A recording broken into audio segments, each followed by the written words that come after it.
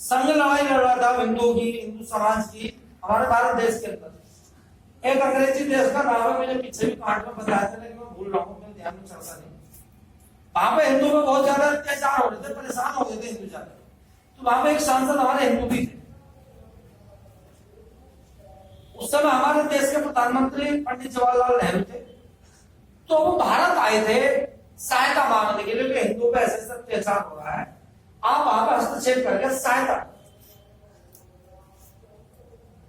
तो हमारे देश की सरकार ने वो मना कर दिया था, बोला हम लोग वहां के हिंदू को देने की, वहां के हिंदुओं की रक्षा देने में सक्षम नहीं, मतलब बहाना दे दे कि हम करेंगे नहीं सहायता। तो भाई ऑफिस में कोई संघ वाला व्यक्ति भी था, तो उन्होंने आराम से कहते बोले भैया नागपुर चले जाओ, वहां पे के आरएसएस नाम का एक संघ का संगठन है, उसका मुख्य कार्य है, वो हिंदुओं की सहायता करता है, पूरे समाज की सहायता कर सकता है, भाई तुम्हारी सहायता हो सकती। तो वो पता करते करते महाराष्ट्र नागपुर में पहुंच गए, वहां पर हुई उनकी मुलाकात। तो उन्होंने अपनी बातें रखी। अब चूंकि भाई मान लो कोई अभी एकदम से हमारे पास कोई आ जाए तो हम सहायता मांगने लगे, हम भाई साहब से और विचार विमर्श करके तभी हम क्या सहायता पूछा बाहर के व्यक्ति। ऐसे उस संघ ने आश्वासन दिया उन सांसद जी को, बोले भी सहायता तो हम करेंगे चाहे क्यों ना 10% लग जाए। क्योंकि संघ की एक परिभाषा है, संघ जिस काम को ठान लेता है संघ उस काम को करके छोड़ता, चाहे 10 वर्ष मान लो 2 वर्ष का, उस काम में 2 वर्ष लगने वाले हो, 10 वर्ष क्यों ना फालतू लग जाओ, 12 वर्ष क्यों ना लग जाओ, लेकिन उस काम को करके छोड़ेगा सब, जब एक बार विचार बना ले। तो बोले ठीक है हम सहायता करेंगे, बोले समय लगेगा। सन 1964 कृष्ण जन्माष्टमी के दिन संदीपुनी आश्रम में संघ के द्वितीय संघ चालक पूज्य गुरु जी, नाम तो बहुत बड़ा मेरे भी याद नहीं है, लेकिन गुरु जी के नाम से फेमस अपने विष्णु जिले की, उनके अध्यक्षता में साधु संतों के बीच विश्व हिंदू परिषद की स्थापना होती कृष्ण जन्माष्टमी के दिन सन 1964। और ये लोग पर लिखा विश्व हिंदू परिषद, इसके नाम का मतलब समझ रहे हो, इसका नाम भारत हिंदू परिषद भी तो हो सके था, या हिंदुस्तान परिषद भी तो हो सके था। विश्व ही नाम क्यों रखा गया, क्योंकि हिंदुस्तान से ज्यादा पहले में सहायता विदेश में पहुंचा। तो बोले पूरे विश्व के हिंदुओं की रक्षा, हिंदुओं के मान हिंदुओं की रक्षा विश्व हिंदू परिषद करेगा। इसलिए हमारे विश्व हिंदू परिषद में राष्ट्रीय अध्यक्ष नहीं होता, अंतरराष्ट्रीय अध्यक्ष होते हैं।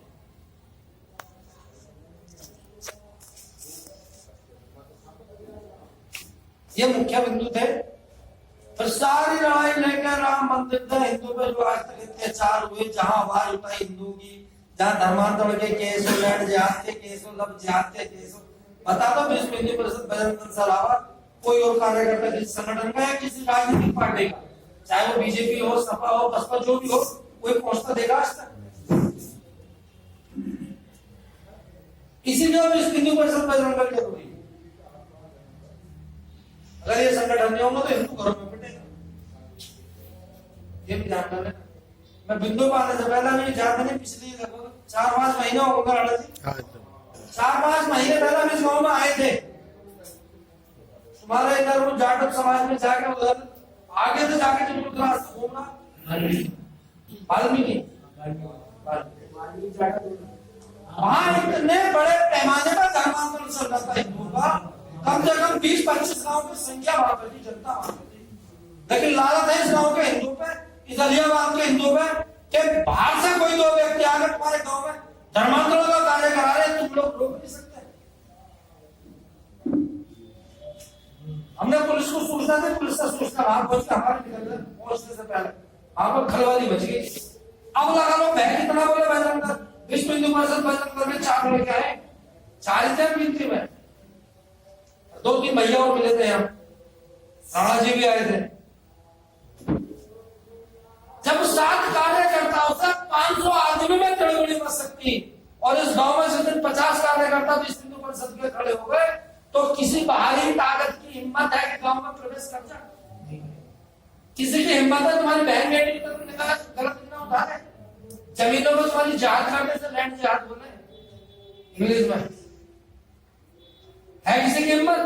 लेकिन दिक्कत क्या, भाई साहब पिट रहे थे मंत्री से, उनके मंत्री से, फिर सोचो क्या मेरे आगे भी 6 और बैठे, मैं क्यों बोलूं? पिटते पिटते उनका नंबर आ जाएगा, लेकिन कोई किसी के लिए दूसरे के लिए बोलेगा। यही सबसे बड़ी दुविधा है।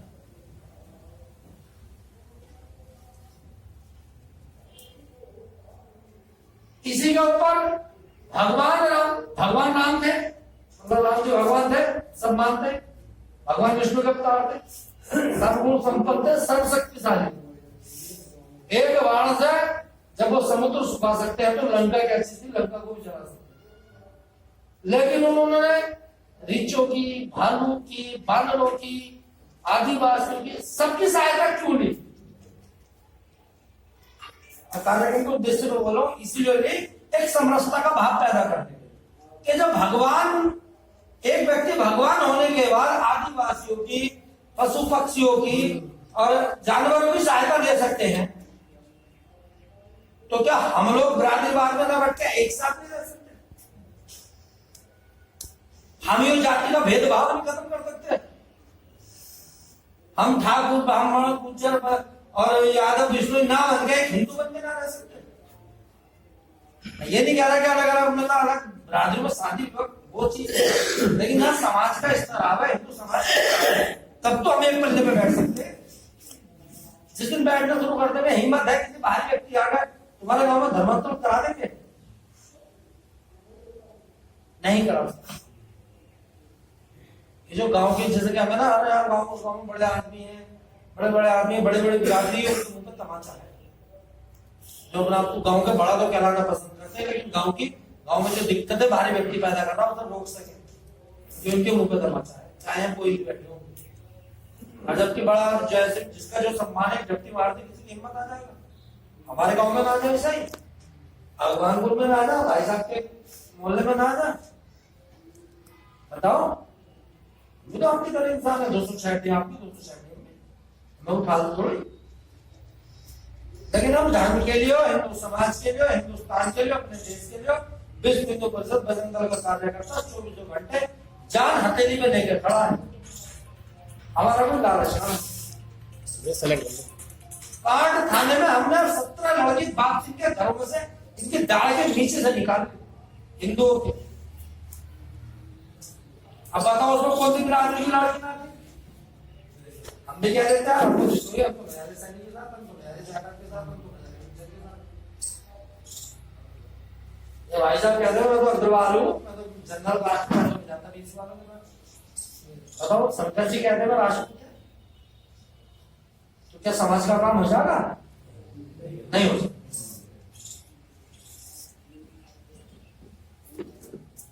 तो इसलिए समरसता का भाव पैदा करना पड़ेगा, भगवान राम के आदर्शों पर चलना पड़ेगा, उनकी दी हुई शिक्षा पर चलना पड़ेगा। जो उन्होंने कार्य करे हैं उनसे सीख लेनी पड़ेगी। उन्होंने धर्म की खातिर, अपने एक धर्म पत्नी की खातिर समुद्र को पार करके, धर्म के लिए क्यों, राक्षसों का नाश करने के लिए क्यों, सीधे भी तो वो वहां से बनों में से बैठ के बाण मार देते, जल जाते पूरी लंका। लेकिन पुल पार करके क्यों गए? पहला तो समुद्र का पुल बनाया, पार करके क्यों गए? जब एक हनुमान जी पूरी लंका चला सके हैं, तो क्या वो सीता मां को ना ला सके थे? ला सकते थे ना।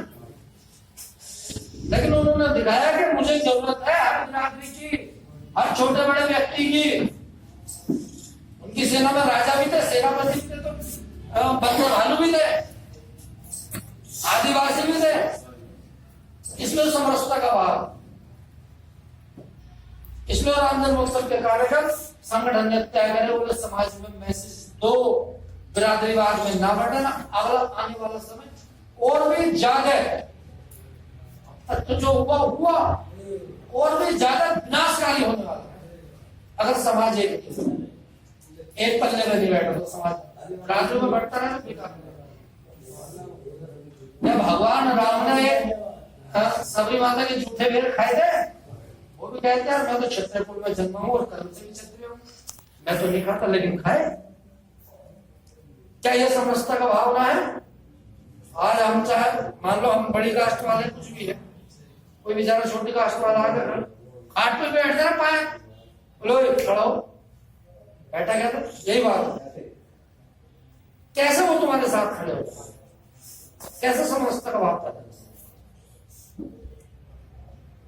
और जब तक समझता का भाव पैदा होगा नहीं, समाज का उत्थान भी नहीं हो सकता ना उद्धार हो सकता। ये भी आप लोगों को करना।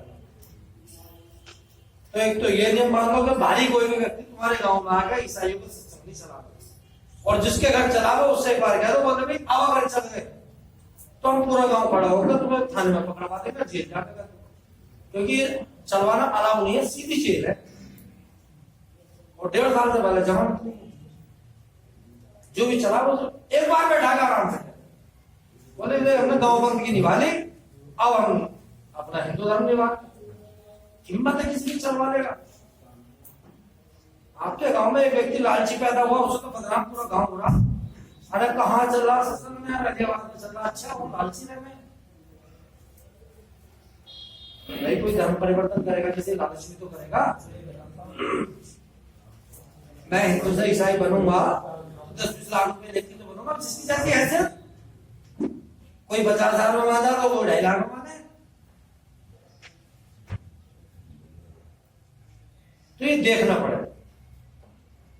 इसलिए ये बिल्कुल बंद करा दो हर व्यक्ति का इस तरीके का प्रवेश। अच्छा, भगवान राम ने अपने जीवन में ये भी दिखाया कि एक टुकटुक होना कैसा था।